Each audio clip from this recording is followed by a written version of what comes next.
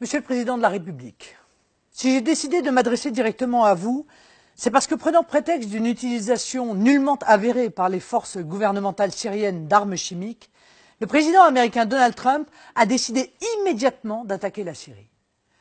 Cette situation est d'autant plus désolante que vous-même semblez vouloir associer notre pays à cette nouvelle aventure guerrière avant même toute enquête indépendante, sans considération du droit international, de nos intérêts nationaux, de la vie de nos soldats et de la vocation historique de la France. Pourtant, tout comme l'agression contre l'Irak que la France sous la présidence de Jacques Chirac avait condamnée avec brio à l'ONU par la voix de son ministre des Affaires étrangères, notre pays est appelé à être lui-même, à faire entendre sa voix pour la justice et pour la paix du monde. À cette époque-là déjà, en 2003, souvenez-vous, Monsieur le Président, certains voulaient déjà nous faire croire à de prétendues armes de destruction massive. Nous savons aujourd'hui que cette injustifiable politique de la canonnière, digne de siècles révolus, était fondée sur un mensonge d'État. Un mensonge mis en scène dans les médias et jusque sur les bancs du Conseil de sécurité. Cette intervention que la France n'a pas pu empêcher a entraîné le chaos dans tout le Moyen-Orient et y a encouragé et armé l'islamisme. Les attentats que nous avons subis sur notre sol en sont la conséquence presque directe, avec le développement de Daesh au fur et à mesure que s'affaissait l'État irakien. Le même scénario s'est reproduit avec la calamiteuse déstabilisation de la Syrie puis de la Libye, à laquelle nous devons aujourd'hui la submersion de l'Europe par les migrants et l'extension du djihadisme au Sahel et en Afrique de l'Ouest. Vous n'ignorez pas que ces erreurs géopolitiques ne sont jamais sans conséquences pour nous. Aujourd'hui, vos déclarations montrent que votre projet n'est pas humanitaire, mais strictement politique, puisque vous ne cachez même plus que votre intention quasi exclusive est de renverser le régime syrien.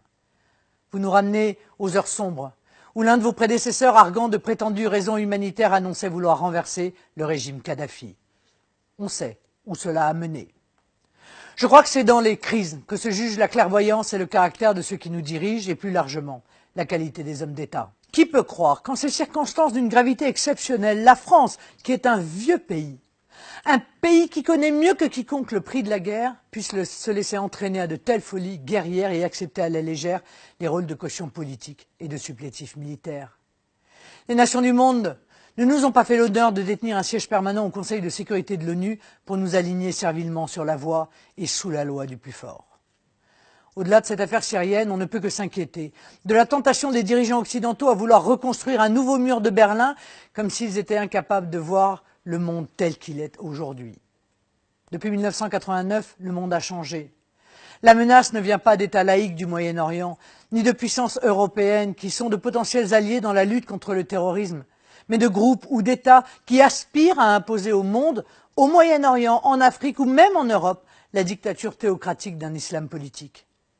Ce combat qui est le nôtre n'oppose pas les nations occidentales aux musulmans, mais le totalitarisme islamiste aux pays libres, qu'ils soient musulmans ou non.